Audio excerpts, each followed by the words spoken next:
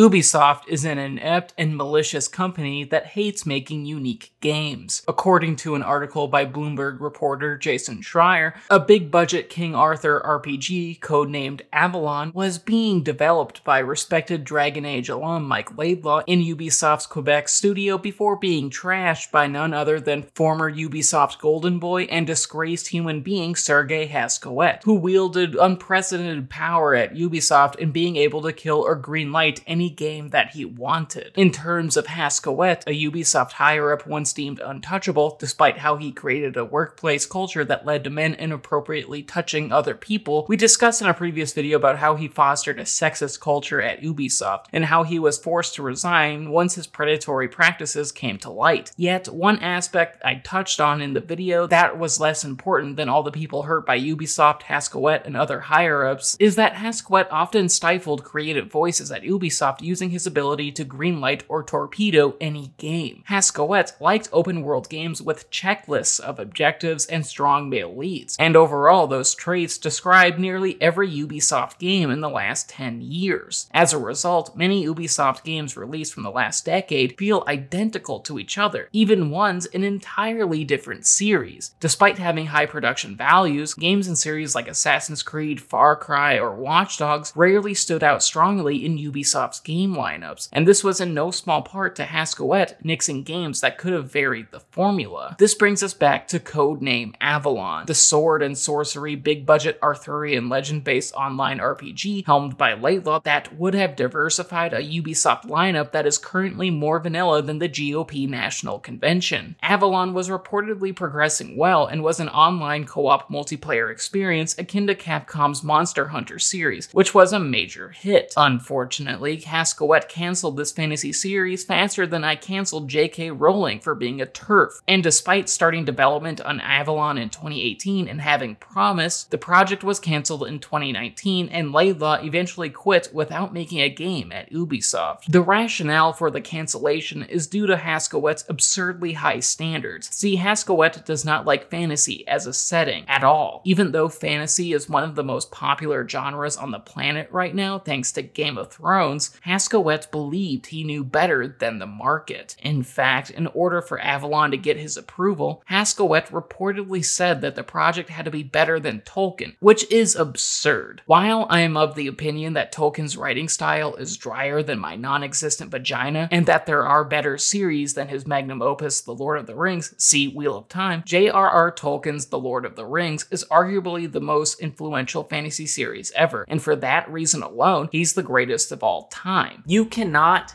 beat Tolkien. 80 years worth of fantasy authors have tried. For fantasy, Tolkien is like what Wayne Gretzky is to hockey, Michael Jordan is to basketball, or what Henry VIII is to failed marriages. Tolkien is untouchable, and Hascoet setting the bar up that high set Avalon and the team working on it up for failure, especially considering that Laidlaw's skill comes from working on Dragon Age, a series that is heavily inspired and influenced by Tolkien-style fantasy, and found major success for Electronic Arts. And this makes me wonder, why would Ubisoft hire a guy for being good at something, yet prevent him from doing what he is good at? It is mind-boggling. And say what you will about Electronic Arts, at least they have the decency to wait a few entries before royally screwing up a series, most of the time. Whereas Ubisoft aborts a title like Avalon before it even has a chance. What are you doing, Ubisoft? In the Bloomberg article, Schreier reached out to Cohen and Company analyst Doug Kreutz to hear his expertise on Ubisoft entrusting so much creative control to a single person like Hascoet, and Kreutz had this to say, to quote,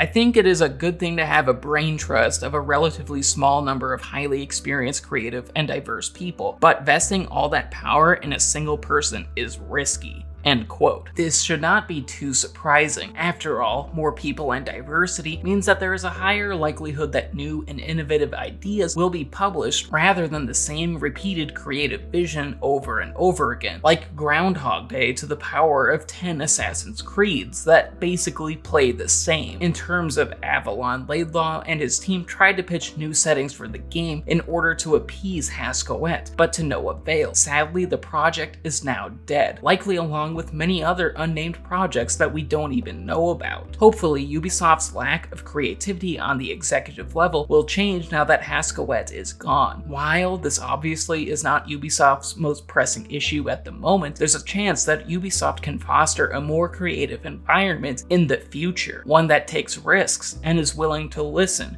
to new ideas.